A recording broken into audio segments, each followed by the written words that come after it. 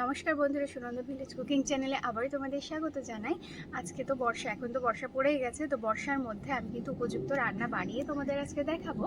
আজকে আমি রান্নাঘরে সিলভার কার্প মাছ কেটে ধুয়ে রেখে দিয়েছি। তো সিলভার কার্প মাছ দিয়ে আজকে আমি স্বাস্থ্যকর ঝোল বানাবো। এই যে ঝিঙে, আলু, বেগুন, এখানে আছে সুরেশ্বরী ডাঁটা, এখানে আছে ডালের বড়ি, এগুলো দিয়ে কিন্তু শুধুমাত্র আদা, জিরে আর শুকনো লঙ্কা বাটাই খুব সুন্দর করে স্বাস্থ্যকর একটা ঝোল বানিয়ে তোমাদের দেখাবো। আর সাথে থাকবে এই যে দেখতে পাচ্ছ কলমি শাক। তো কলমি শাক ভাজা করব পেঁয়াজ দিয়ে, সাথে এই বড়ি ভাঙা দিয়ে, আর শেষ পাতে থাকবে কাঁচা আমের প্লাস্টিক চাটনি। তো এই তিনটে রেসিপি কিন্তু তোমরা একটা ভিডিওতেই দেখতে পাবে। অবশ্যই পুরো ভিডিওটা শেষ পর্যন্ত দেখো। তো যারা যারা ইউটিউব থেকে দেখছো সাবস্ক্রাইব করোনি, তোমরা সাবস্ক্রাইব করে নিও, পাশের বেল আইকনটা প্রেস করে রেখো। প্রতিদিন এই চ্যানেলে সুন্দর সুন্দর রান্নার ভিডিও আসতেই থাকবে। আর যারা ফেসবুক থেকে দেখছো অবশ্যই কিন্তু চ্যানেলটাকে ফলো করে নিও, এরকম আরও নিত্য নতুন ভিডিও প্রতিদিন তোমরা যাতে দেখতে পাও। তো বন্ধুরা, বেশি দেরি করবো না, চলো রান্নাঘরে যাই। প্রথমেই কিন্তু কড়াইতে তেল গরম করে নিয়েছি, এখন দিয়ে দেব ডালের বড়িগুলো। তো এগুলো লাল লাল করে ভেজে নেব। এদিকে আমি ডালের বড়িগুলো খুব সুন্দর লাল লাল করে ভেজে নিয়েছি, এখন নামিয়ে নিচ্ছি। এই ডালের বড়ি কিন্তু দুটো রান্নাতেই যাবে।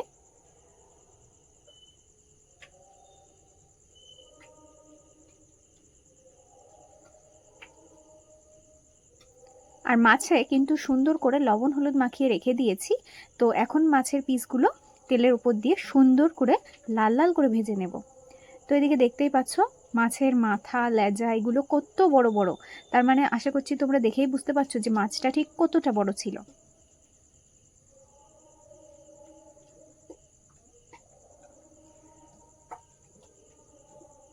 তো এদিকে এই মাছগুলো খুব সুন্দর করে কিন্তু ভাজা হয়ে গেল, নামিয়ে নেব। মাথাটা যেহেতু খুবই বড়, তাই মাথাটা কিন্তু পরে একবারেই ভেজে নেব।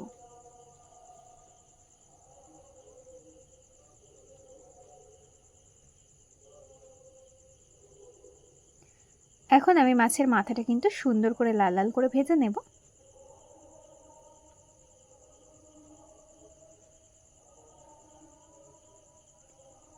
তো মাছের মাথাও কিন্তু খুব সুন্দর করে চারিদিক থেকে লাল লাল করে ভাজা হয়ে গেল, নামিয়ে নিচ্ছি।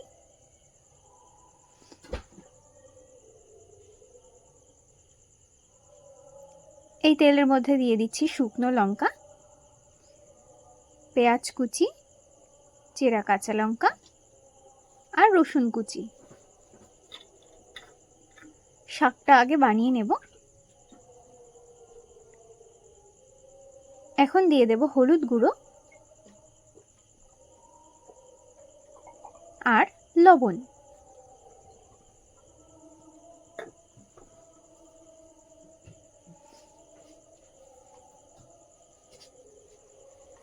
আরো খানিকটা তেল দিয়ে দিলাম, একটু লাল লাল করে ভেজে নেব।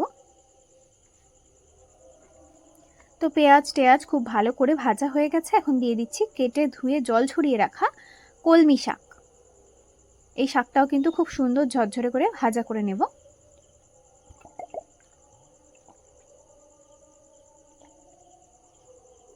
তো এদিকে শাকটা খুব সুন্দর করে ঝরঝরে করে ভাজা হয়ে গেছে, দিয়ে দিলাম ভেজে রাখা বড়িগুলো।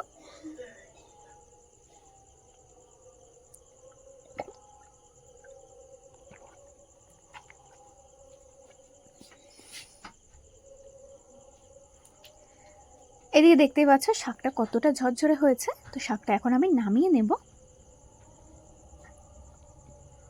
কড়াইতে আবারও তেল গরম হতে বসিয়ে দিয়েছি। এখন আমি দিয়ে দেব আলু, কেটে ধুয়ে রাখা আলু। তো ঝোলের তরকারির জন্য আলুগুলো এভাবেই কেটে নিয়েছি। আলুগুলো প্রথমে দিয়ে দিলাম, সাথেই সুরেশ্বরী ডাঁটাগুলোও দিয়ে দেব।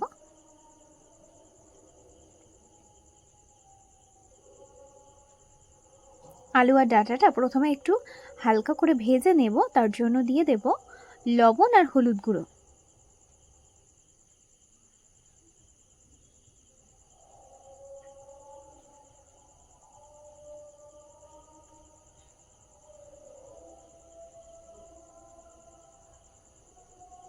তো এদিকে আলু ডাঁটা ভালো করে ভাজা হয়ে গেছে, এখন আমি দিয়ে দেবো কেটে ধুয়ে রাখা বেগুন, সাথে চেরা কাঁচা লঙ্কা।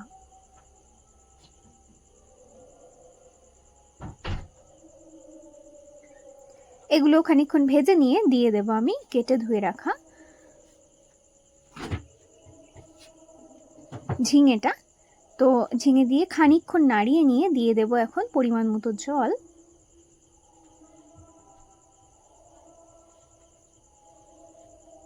ঝোলটা যেহেতু পাতলাই হবে তাই জলটা একটু বেশি পরিমাণেই দিয়ে দিলাম। সব সবজিগুলো খুব ভালো করে সেদ্ধ করে নিয়েছি।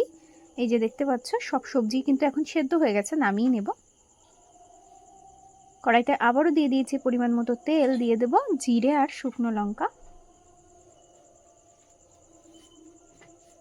এখন দিয়ে দেব আদা জিরে আর শুকনো লঙ্কা বাটা।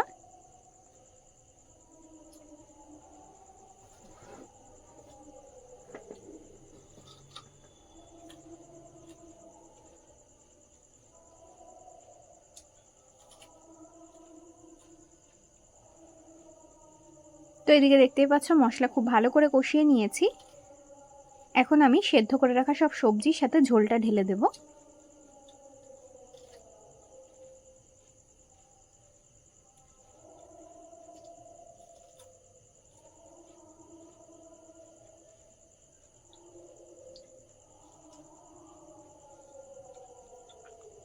এখন দিয়ে দেবো ভেজে রাখা ডালের বড়িগুলো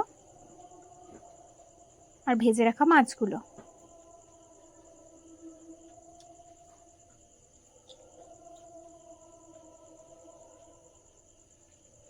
তো এদিকে আমার রান্নাটা হয়ে গেছে, খানিকক্ষণ ফুটিয়ে নিয়েছি, এখন নামিয়ে নেব। এখন কড়াইটা কিছুই দেওয়া নেই, দিয়ে দেব এখন পরিমাণ মতো চিনি।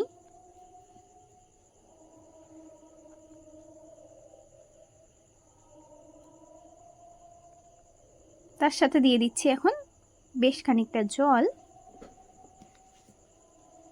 এবার চিনিটা খুব ভালো করে কিন্তু গলিয়ে নেব।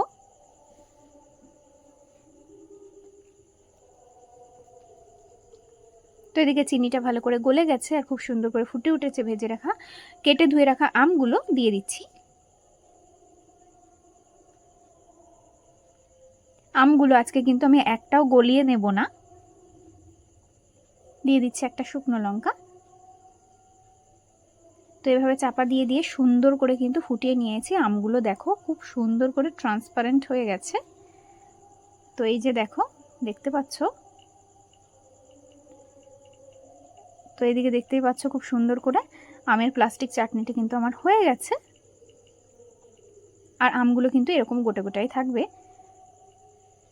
তো দেখে কতটা লোভনীয় হয়েছে অবশ্যই কিন্তু জানাবে, আর এরকম করে বাড়িতে বানিয়ে খেও।